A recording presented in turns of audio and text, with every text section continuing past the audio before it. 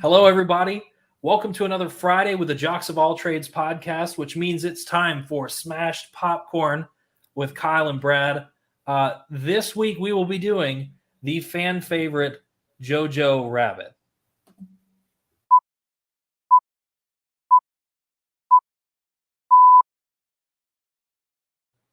Okay, so Taika Waititi.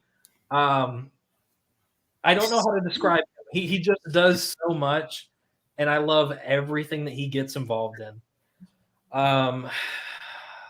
How soon before we can jump into spoilers? What do we want to talk about before we get spoilery? Yeah, well, let's just talk about just kind of like the tone of this movie. I think is a important question because we talked about this before. You know, it is Nazi Germany. I mean, that's a very difficult time, obviously, for Jewish people and the world.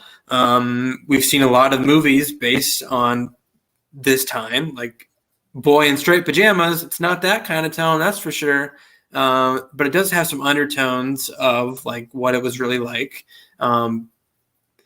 Was this tone for you too comical, too satirical, or did it just like fit for you? I think it fit. I think if you're going to do a movie on Nazi Germany, you could do the old war film effect, which is going to be extremely just heavy, or you could do too much satire and then you can't connect with it. Yeah. I think Taika found the right vibrant style to marry the both of them. If you notice, this wasn't like those like really gray films that we're used to seeing for like World War II. This was very bright, vibrant, and the colors were very poppy, and you could just really find yourself immersed in this world because it felt more real.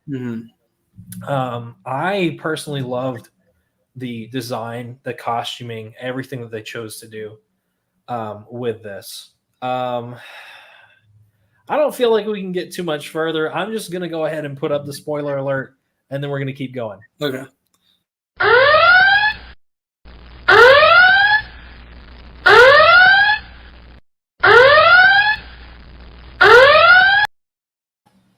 Okay, so you've been warned. If you go beyond this point, you're going to learn things about this film, whether you want to or not. Yes, there it is. A little boy's mother dies. So if you're in it right now, then sorry, you should have listened to Brad. Also, Taika is Hitler. Yes, yeah.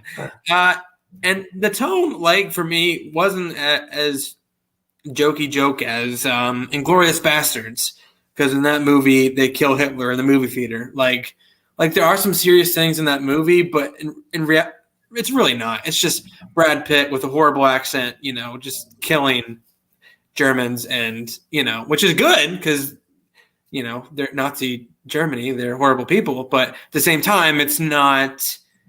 There's no really aspect of it that makes you feel like any kind of sadness or empathy or like connection with the Jewish heritage, Jewish people in that movie. Not from what I remember, at least.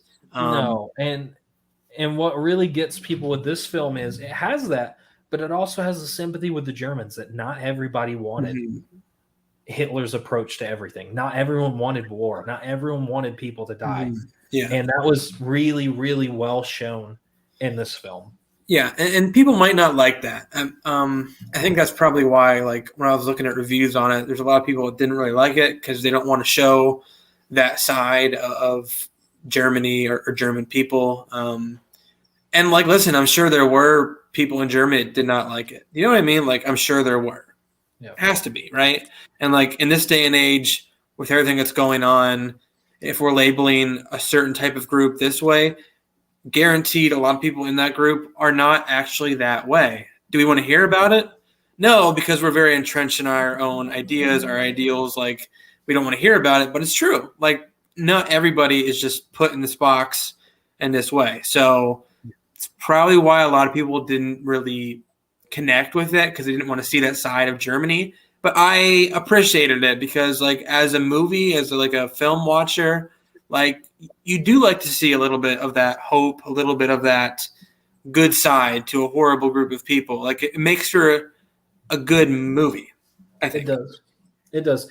Um, in addition to that, can we talk also about how Taika could have gone really, really dark? There were Mhm. a lot of moments that hung in the balance, For and sure. like the Gestapo when they come in, you're thinking, "Oh God!" Yeah. And then one of the first things out of their mouth is, "What are you doing here?" And then I was just Heil Hitlering the boy, and the boy was Heil Hitlering us Yeah. back, and then I was Heil Hitlering you, and then and Yeah. it's just like, oh my God. Also, can we talk about the cameos that are in here and like some of the Mhm. like big actors? Yeah. Oh, help me out. Sam The guy that Rockwell. plays, huh? Sam Rockwell.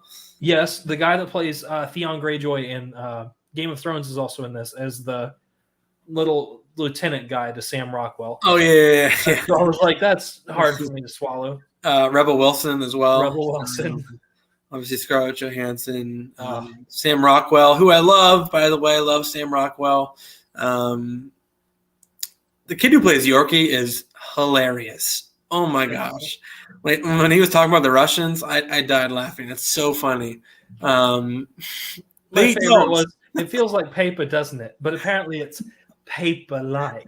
Yeah, really good. There's a lot of funny moments in this movie, and even obviously Taika Waititi as Hitler, very funny. I think like what he does best is like when he puts himself into a movie as a character, like keep doing that because as Korg in the Thor movies, really good. He's actually a pretty funny dude. Did he do What We Do in the Shadows? Did he direct that or write it? Yeah, yes. Okay, I well, think and he he was in wrote it. that, and he was in Yeah. that, so really good. I think that's a good direction for him to go to. Every movie he creates, he should just plant himself in it as well. It's a very, very funny thing to do. Yeah, it's after all the Nazi stuff that people didn't like. Um, He's also yeah, he's just in so many things that makes me laugh. But I have to bring up, if you haven't seen this, it's on HBO Max. Our Flag Means Death. He plays Blackbeard, and it is super funny. And he's writing that currently. Um, so you're right. He's able to step in, and instead of detracting from whatever he steps into, like some directors try to step in, you're just like, don't. He like just adds a whole new level. who is it? Tarantino. When he goes into his own Oh movies, gosh. I'm like, nah, just get out, man. This isn't your cup of tea. But yeah, Waititi, when he steps in, it makes sense. I feel like the Jewish part of this movie, when we're talking about, the horrible things Nazi Germany, Hitler has done to them, there is a part in this movie that, you do feel that historical type of connection to it. Like it's not apparent throughout the entire movie. Like again, Boy in the Striped Pajamas. That whole movie was about that. The historical side of it, and also just you felt all the weight of it.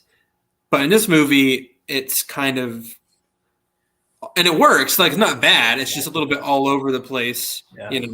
Um, Well, but it also takes you to how life is. Life isn't just a whole level of panic or a whole level of everything's fun. It was very lifelike in terms of the panic that you feel right, when right, she right. comes in dressed as the sister, and I'm like, they know she's dead. What are you Yeah. doing? Yeah. And then you think she gets away with it, and then you find out May 7th, and you're like, Yeah. like, oh no, like just the whole thing, and finding out who was sympathetic with people. The two most gut wrenching things in this film for me were obviously his mother's passing, Horrible. and we're going to come back to something on that, and him tying the shoes. Yeah. And That was second is the captain protecting him, mm-hmm. saying, "Get away, you Jew." Yeah. He knew he was going to die. Yeah. He knew he was going to die. If both of them stayed there, they would both die. Yeah. And he chose to protect him. I think he was sympathetic to the cause. I don't think he was a full Nazi. Yeah. Otherwise, why would he have helped Elisa? Right. Like I don't understand that. Or Elsa, I'm sorry. Elsa, yeah. Yeah, it was good to see that side of characters. I think though, if that wasn't Sam Rockwell in the role, I wouldn't have really cared about that character. if that makes sense. But I mean, that's what makes a movie. You get good actors who do a good job, and you care about the character. But like to see Sam Rockwell go, you're kind of like, no, don't take Sam Rockwell. I feel like if it was another actor, I probably wouldn't have cared as much. Yeah. To be honest, just because I'm a big fan of his. But what did you think about the little kid? His name is blanking on me right now. Jojo Rabbit. Yeah, Jojo Rabbit. Roman Griffin Davis. I thought he did a phenomenal He's fantastic. job. Yeah, he was I really thought good. he did really well with playing both sides and playing with Hitler was really fun to see him do that. Yeah. And then you understand why like he thinks a certain way and what he does. Yeah. But also the realization that he could be wrong. Yeah. And when the Gestapo were there, they also mentioned, I wish all the young boys had such devotion and blind fanaticism like you do. And I was like, that was his tipping point. Yeah. Like this isn't okay. Yeah. I have to talk about it. Okay, so I'm going to. Symbolism is really important in this film. Color is really important in this film. But the thing that I really wanted to touch into is why the aversion to shoes. Like why did he take so much time with the shoes?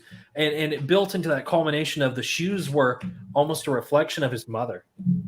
So that's why it hurts us when we see the shoes before we ever see her. Because he's made us believe that the shoes are mom.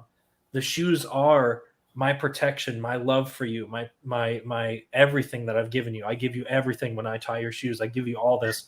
And we see this focus on it. I think that's why her death hits so hard. Because he's given us that whole anytime someone passes, there's always something that you'll go back and you'll remember about them. And it's one thing, but is it ever anything that's like common? No. It's something bizarre or something extra that they would do for you. And that's what sticks with you. And I love that he knows that and he understands grief and he makes the shoes the grief. Like that's such a great way to demonstrate that kind of grief and pain. And because before he ever looked up, he looked at the shoes and he was already like torn.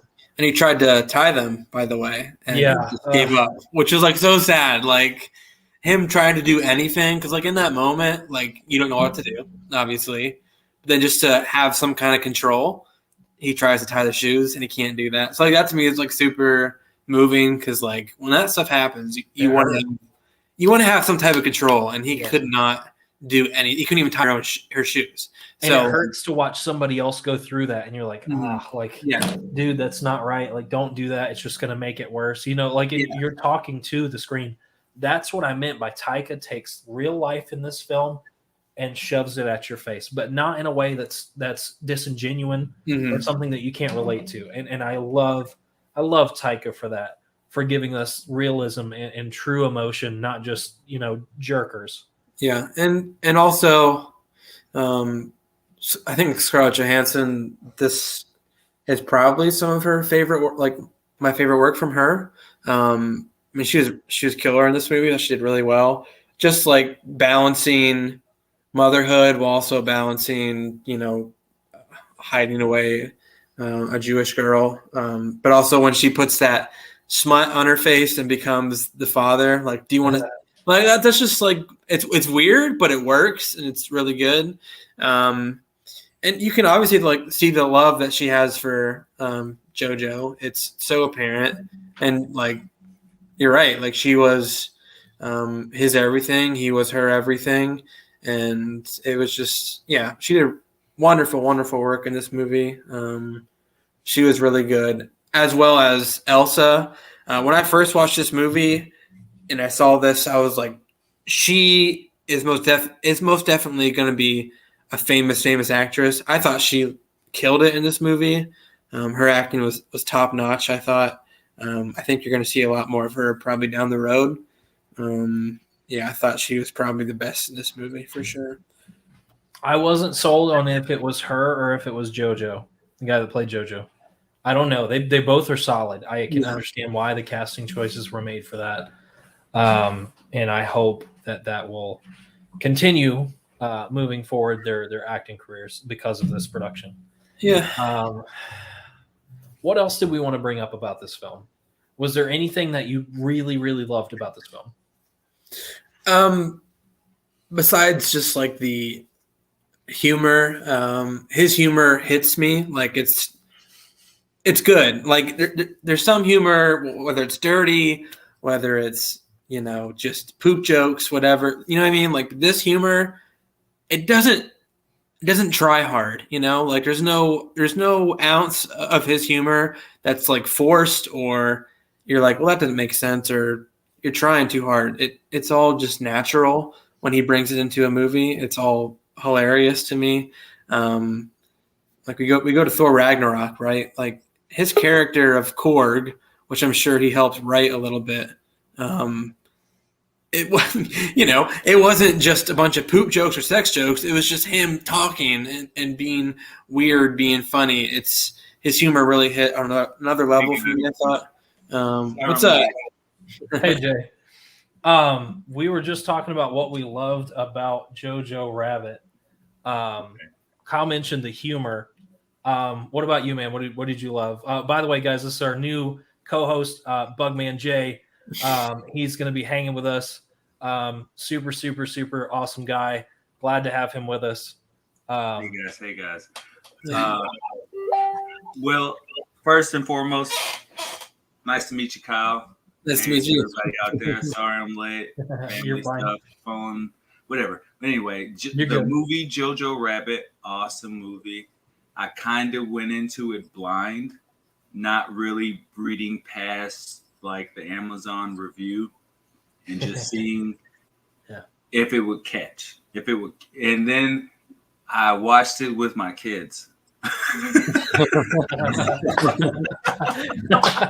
So, needless to say, I had a lot of explaining to do about certain parts of that movie. Yeah. But I love period pieces. I love the satire way they put on the Germans' depiction of Jews. It kind of threw me off because I wasn't expecting it until I learned who the director was. Yeah. Yes. Yep. So, but it was a good movie. I liked it. There was a lot of things I liked about it. Sweet. I think for me, I have to be honest, my favorite part of this film had to be Taika Waititi. Yeah. Whether that's the writing, whether that's the production, whether that's his acting, I'm not sure you could have sold this film with a different director. Like this film would have been dead in the water without Taika Waititi. And he plays a wonderfully stupid Hitler. And I love it. Like that was the whole point, was to be stupid Hitler. And it was fantastic. I remember, like Kyle said, it's not like that humor that makes you like work for it. It's just funny. He's just funny. And it just works so well. That has to be my favorite piece of that film. So, okay, here's the difficult part. What is the parts of this film that we don't like? Kyle, do you want to go ahead and go first? Oh man, that's tough. I mean, there's a lot of things that I did like about this movie, and we'll get to our rating eventually. So there is a significant drop from 10 for me, which that leaves me to explain why it's not higher. Off the top of my head, I don't really know. Like, there's nothing about this movie that I hate. I just think that I wish there was more time to let some of these things develop a little bit, like when his mother dies. Like, that's a pretty big moment, and we seep on it for a little bit, but I kind of wish we would, stay in it for a little bit more, or, Elsa's character, there's some moments that I wish we could stay in a little bit more. The end, like after everything happens and they're free, I get with this movie, it's Taika Waititi, so it's a different style. It's a little weird. They just dance at the end. I get why they dance, because there's a little bit of foreshadowing in the beginning of the movie with, his mom dancing and all that. Like, it makes a lot of sense. However, it was just a weird ending for me, I think. There's a lot of things that I wish they would just kind of harp on a little bit more in this movie, or just stay in the moment a little bit more. And some of the Nazi Germany people, I kind of wish, you could see him get it a little bit, if that makes sense. Like, you know, I know it's not that kind of movie where it's blood's, you know, spattering everywhere, but at the same time, they're pretty horrible people. So, you know, it would be nice to see kind of like, you know, Rebel Wilson eat it or something, you know? I don't know. Well, you kind of did at the end when she went with the bazooka. You kind of did, but and then you kind of saw the guys who were picking on JoJo. Yeah. When they went off to war, you saw them all talking, and then you see them come back. Hold on, I'm sorry. I got web information stuff popping up. And then you see them coming back all bandaged up. Would I rather them not come back at all? Yeah. But that was a little bit. But I saw how it tried to play into seeing it through a kid's eyes. Yeah. How kids perceive what their parents are doing. Because, you know, we never really get to see what Scarlett Johansson goes off and does when she's away from home. We don't get to see the altercation between her and the Nazis before they killed her. Yeah. You know, they might have slapped a R rating on there for that. True. It looks as if they were trying to pull kids into knowing this side of the world that they may have not heard about in school or know much about. It seemed like a way to try to pull kids into liking period pieces. Yeah. And who better than the director we have? I like him from Free Guy, Thor. A lot of movies he was in, his persona, it exemplifies a man that I can back, even if he's a good guy or he's a protagonist. It seems like he just puts the film in a way where no one's really too bad, but maybe he needs to take it down a notch. That kind of thing. He has a skill set and he plays to it so well. And that's one thing I like. I can't say anything bad about him. He might beat the comedic side piece thing down to death sometimes. But comic relief is always good in a movie that has a lot of hard points. Yeah. You know, he's the easiest guy to gloss over hard points in my vision. You know, he could tell me about the genocide of any country and make it seem somewhat fun and understandable and relatable. I don't know how I have to admit, as I just said, I loved it. Here's where I come in and say I hated it. Taika Waititi's Hitler is what I don't like. Because, hang on, here's why. Because once we get towards the end, he was still Taika. It was still, I want to like Hitler at the end when he's freaking out at him. Like, you need to give me more of that, like, I'm insane or like I'm crazy and trying to control you. And I didn't get that. And I was like, okay, if the whole point is for him to break off his like Nazi like boyhood fantasies, then you have to break off Hitler too. I have an interesting point about the costuming. We were talking about costuming a little bit that I'll bring up in a bit when we get to trivia. Anyone else have anything they liked or didn't like before we do that?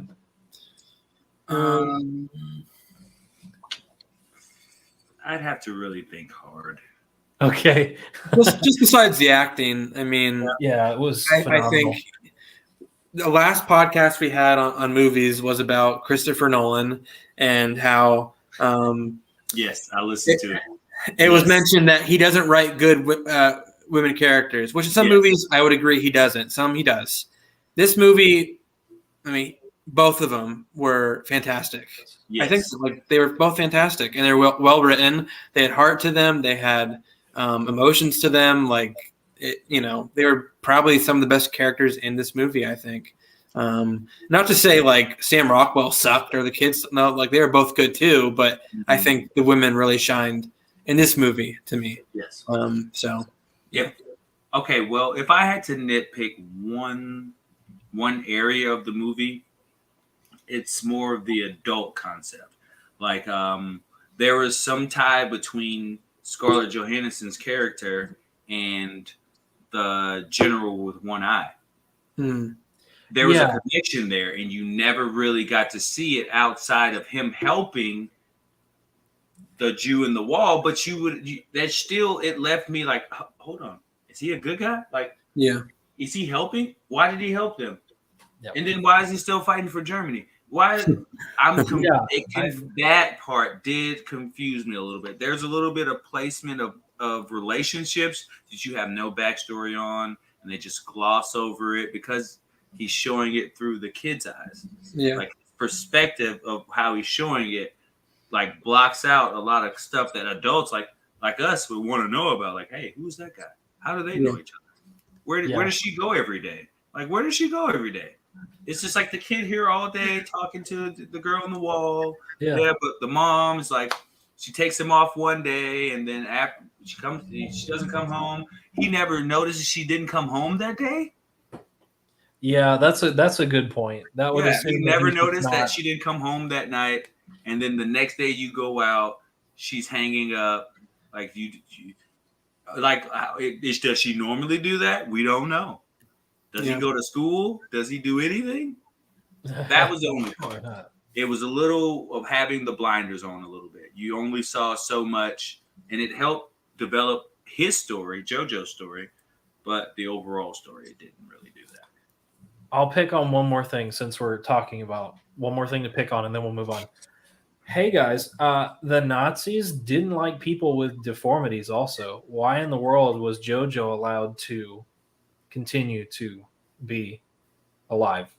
You know what I mean? Like, they were really terrible about a lot of things, like that being blown up, Aryan or not. That's a deformity. You're imperfect now. Yeah, you right. Like, I never understood that, how they were just like, you're fine. Yeah. Well, maybe that's a part of like Scarlett Johansson and Sam Rockwell's character, because like he led the whole thing, so he didn't obviously want to get rid of him entirely because he was connected to her somehow. So I like that. That's a good connection. Or how he brought up Jews and they just gloss over it. Like back then, if you even spoke of Jews or asking too many questions, they're bringing you in and killing you and asking questions later. So how he got to live, some of the stuff isn't like totally accurate, but I don't honestly think the director really wanted it to be that way. Right. It makes it more satire if things are glossed over and not pointed out. You know? If you go into this movie expecting a historical piece, like, you're going to be disappointed. We're not getting Downtown Abbey with this one. Right. Yeah. But at least this movie starts a conversation, and I think that's what I like about it a lot. For sure. Yeah. Let's go to some trivia pieces. I saved some for you guys, and I love sharing trivia when we get on this show. So Taika, his research into this show or movie was that World War II Germany actually was very colorful and fashionable. So he didn't want to have it look like dirty and gray like we've talked about before. He liked the idea that everything just seems happy, but underneath the surface, the Third Reich is crumbling and the dream is over. And you notice that through the film, that they just keep, at the end, Rebel Wilson, like, they're losing. People are dying. And she's just strapping bombs to kids. And there's a pistol for you. Did she say she had like 18 kids for Germany? Yeah, for Germany. Yes, now her part in that movie was awesome. I wish they would have expanded her a little bit more. Yeah. All I can think of is the pool scene where she just...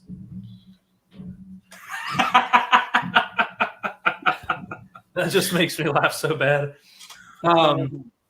So Taika playing Hitler. I didn't know this. I knew he was Maori, but I didn't know he's Jewish. Mm-hmm. He's Jewish. I didn't know that. I was like, whoa. And he said, everyone was asking, why would you play Hitler then if you're Jewish? And he said, what's a better way to say F you to the guy than to play him and make him look like an idiot? I'm like, yeah, that's a good point. There you go. That's a good point. Let's see. He described the film as a love letter to his mother. He wrote this movie specifically for his mom and single parents. His quote was, "It wasn't until I was a grown-up and I had kids of my own that I realized, these parent people, they make a lot of sacrifices. It's really hard raising a kid." And I love that we see that with ScarJo, that it wasn't just, I want people to see this. You saw her struggle. You saw her talk about, I don't know how to raise my son. Like, he's not going on the path I want him to. And like, just struggling. I don't have my husband with me. Like, it was just very real just to see that kind of pain and struggle and all kinds of things in there. And I think he did a fantastic job of portraying that and parenthood. Here's a fun one for everybody. Taika wore a fat suit while portraying Adolf Hitler. I don't see it. Does anyone else? A fat suit? I don't see it. I remember the one scene where he's like, "Do my pants look big?" or something like that, or they look fat. Yeah. And that's one thing I remember that looked awkward. I didn't really see his fat suit though. But if you see him in real life, he's a very slight man. Oh, yeah. Yes. He's very slim. He is. He's very tall and very slim. And I also found out he's from New Zealand. Yes. Yeah. He's a neat character. Yeah. Mel Brooks praised this film in his speech at the AFI Awards in 2020. He said, "I just saw Jojo Rabbit, and it's a really terrific and eloquent and beautiful picture." That's kind of massive for Mel Brooks to come out and say, "This is fantastic." That is like a really great stamp of approval on Jojo Rabbit. And I thought it was just important to share for people that are Mel Brooks fans with Blazing Saddles, Young Frankenstein. It's interesting that guy was like, "Oh, that's kind of what I tried to do, and I love this." So Taika is the Mel Brooks of the 2000s, maybe? Question mark. Hold on now. Maybe. I think this movie too, Brad, and Jay, is kind of like a lot of movies when depicting Nazi Germany, make them look like horrible people, which they are. This movie did a little bit of that, but it was more making them look like absolute, complete idiots, which I kind of liked. Their logic. Yeah, their logic was the way they hailed Hitler like 30, 40 times in that one scene. Like they're idiots, I did like that because really their logic is idiotic and they're stupid. But I have to say it again. What are you doing here? Oh, we were just Heil Hitlering the boy, and then we were Heil Hitlering you, and it's just so stupid and funny, and like one of the most serious moments, and it's just fantastic. With what I talked about earlier with the shoes, I forgot that when Jojo discovers Elsa in the wall, you see his sister's ballet slippers, and it has her name on them. So now we have Jojo's shoes as being the ones that are tied. Inga's as being in the room and being connected with Elsa, and we have Mom's shoes. So I think the family connection was meant to be in the shoes. We were talking about this, like just having like a sub way of explaining grief and stuff. Because notice in the scene where his mom dies, they focus on the shoes, and you just watch the grief and pain just rip across his face from shoes. Like what a clever concept! Like to just put all that love and attention into shoes, so that it becomes that small thing. We were talking about when you lose somebody, when you go through grief, you think of like small things they did for you, but it's never common. It's always something uncommon, something they would do extra for you. And those shoes, and Kyle mentioned it, where he would go to tie them and he just couldn't. It's so heartbreaking. And Kyle said the control and trying to, hang on to that person, and you can't. And it's just so beautiful once I realized that Inga was involved in that too. And that Mom kept her ballet slippers with her name on them as a way of remembering her as part of the family. So shoes are just a wonderful example in this situation. And do we know what happened to Inga at all? Like, did that ever get mentioned in the movie? I don't think so. Okay. Do you know, Jay? Inga? Yeah. It says she died, but I don't really know how. I don't think so. It was just that she was, dead, but yeah. It didn't really put emphasis on it. I remember the last time they put emphasis on the shoes is when the last time Scarlett and her son went out together. Yes. During the day, she was dancing on the top of the thing with her shoes, and they focused on the shoes. And I'm wondering if he thought back to the last moment they were together when it brought back that memory of the last time they actually were hanging out together before she died. That's painful, but probably extremely accurate. Ouch. Yeah, you're right. Because I was sitting there watching it, and And when she died, and the first thing you saw was her shoes, and my wife was like, "They really like those shoes, don't they?" And I'm like, Yeah. "Why did they show the shoes again?" Right. Because and way they were leather shoes, but it was nothing about the style of the shoe. It was just about what that memory attached to the next situation. And it could be that because I've never noticed the shoes, the ballet slippers. I didn't even notice that. Yeah. I love the symbolism in this film. It's very minute, but then it comes in such a big way Yes. that it just twists the whole film, and I loved that. And films are all about Easter eggs now, leaving little hints, leaving wonder, connecting dots with your eyes that you never really notice are there. Right, and I love that. Let's see, what else do I have to share with you guys? Oh, ScarJo is Jewish. I didn't know that either. Like, I didn't know if that was public knowledge, but she is Jewish. Like, well, this is kind of perfect for her to be. I don't know if this was cathartic for her or what, having to play in that role where she's trying to protect Jews. I was like, like how much more does that mean to you having that kind of a background? And I wonder how much realism crept into her talking with Elsa's character. Oh, did we notice that her last name is Johansson and the boy's name is Johannes? Johannes, yeah. That's weird. And they also have a button. Both have a button nose. Yes, yes, they do. And blonde hair and blue eyes. Hang on, I lost my place. Wait, what'd you say? They both have blonde hair too. They both were blonde hair and blue eyed. That is correct, which is perfect for the Aryan aspects of this film. It was kind of weird because my wife was like, "They look a lot alike," and I was like, "Yeah, they do." He looks like a mini her. The casting was great. Was on point. Very good in this movie. I have one last bit of trivia, and then we're going to go into grading. Elsa refers to Hitler as a pathetic little man who can't even grow a full mustache. Does anyone know why he had a short mustache? I didn't. I'm just curious to know if anybody knows. I don't know.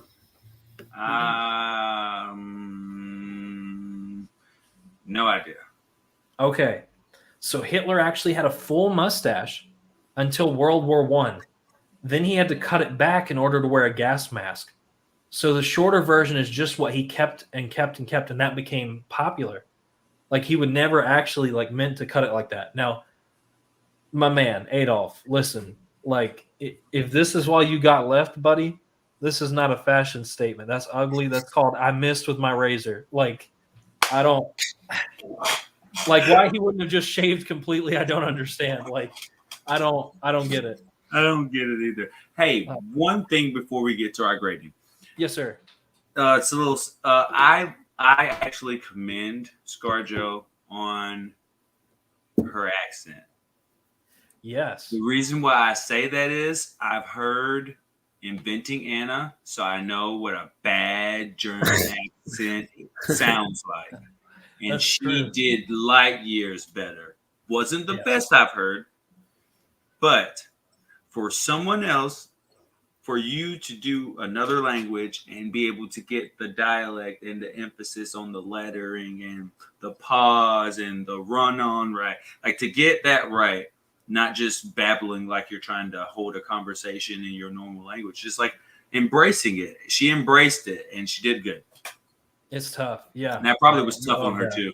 Yeah, it seems easier for British people to do an American accent. And there you go. It's not as off-putting, but when you hear an American try to do a British or a German accent, you're like, okay, that doesn't sound right. That doesn't sound right. Well, she did a really good job. It didn't take me out of the movie at all. So she did. I agree. Okay, so let's go into our ratings. Jay, if I could have you text me what your rating is so I can put it up here.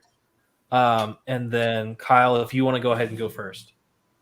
Yeah, I believe I gave it a 7.4, which is the ruby slippers. I think when it comes down to it, very good movie, and I would watch it again. It's just not a movie that I would continue to watch over and over and over. Definitely funny, has so many comedic elements, but for a comedic movie.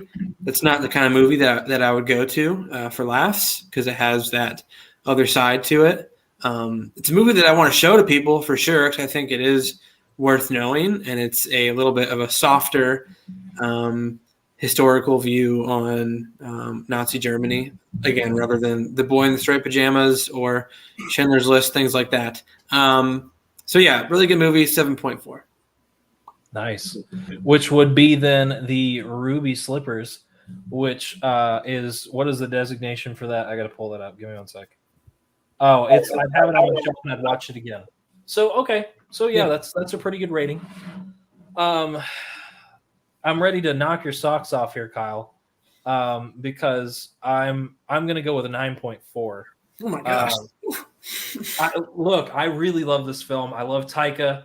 I'm very biased when it comes to Taika Waititi. This was my film that I put forward anyways, so it makes sense that I'd have the higher rating for this. But it's creative. It's different. Oh, I forgot one other trivia thing that I'm going to share right now because it's my brain. When Hitler commits suicide, did we notice that his blood stain uniform?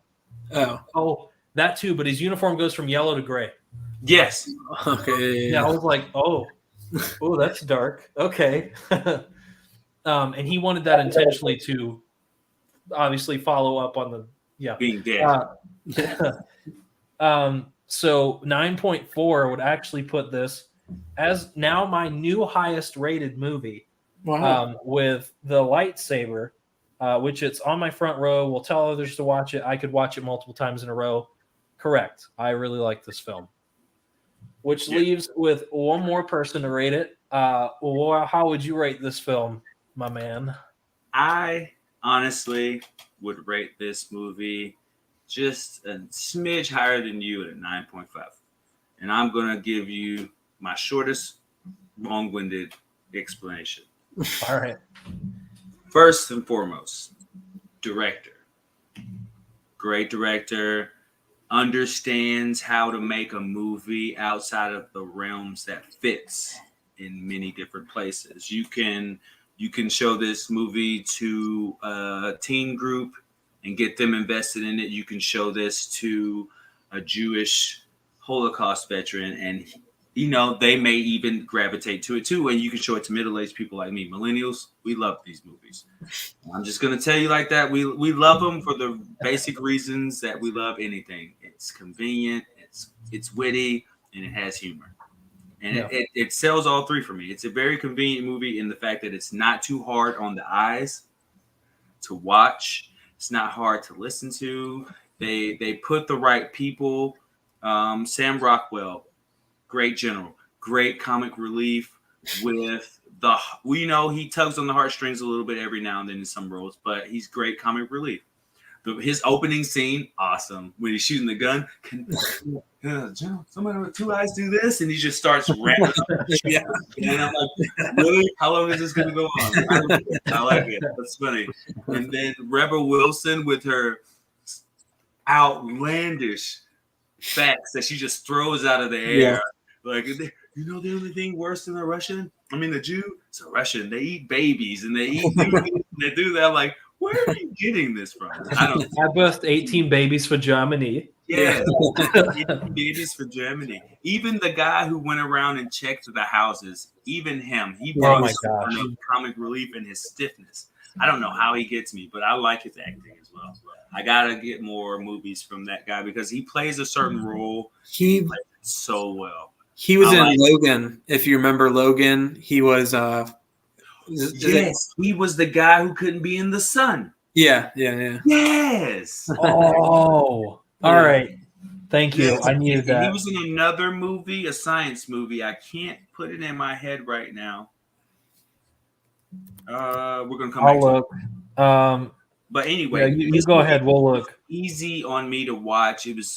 I was kind of scared to let my kids watch it, but it's light enough to where even my 9-year-olds, they were like, "What's going on?" And I can explain it to them, and they were like, "Oh, that's sad, but okay." That's the kind of thing. And I could put it on. Like my son wanted to watch it again yesterday, I had to end up buying it so they could continue to watch it, because it's just that kind of movie that my kids can be like, oh, I know a little bit about the world before I was here, and they can take this information and spread it, and it starts a new dialogue. And I think that's what the director Taika wanted with this movie, was to start a narrative, start a new narrative, so the next generation will know what our world was like and just move on with it. 9.5 lightsaber. Let's keep it going. I like this movie. I didn't think I would. I didn't think that I would like it. I didn't even think I'd make it through the whole movie. But after seeing it start to play out, and the beginnings really sold me. I love the movie, the Scarlett Jo and her son, coming together. He's a radical. He wants to do his own thing. And she's just trying to be the best that she can be, not knowing what to do. She's hiding someone in her wall. Don't know how long she's been doing this. And she's just being a rebel, but also putting on the smile of, oh, I'm fighting for Germany. But really and truly, she's trying to help all the Jews. And it was just a great movie. It's, I couldn't let it make me cry, but I shed some tears on the inside when she died. Yes. Yeah. Overall, it is such a great film. Thanks, guys, for being here with us. Thank you for hanging out on another Friday for Smashed Popcorn. That's going to be my new thing. I just like doing that. Thanks, Jay. Thanks, Kyle, for being with us. And we will see you next week, where we will cover The Polka King. Bye, guys. What?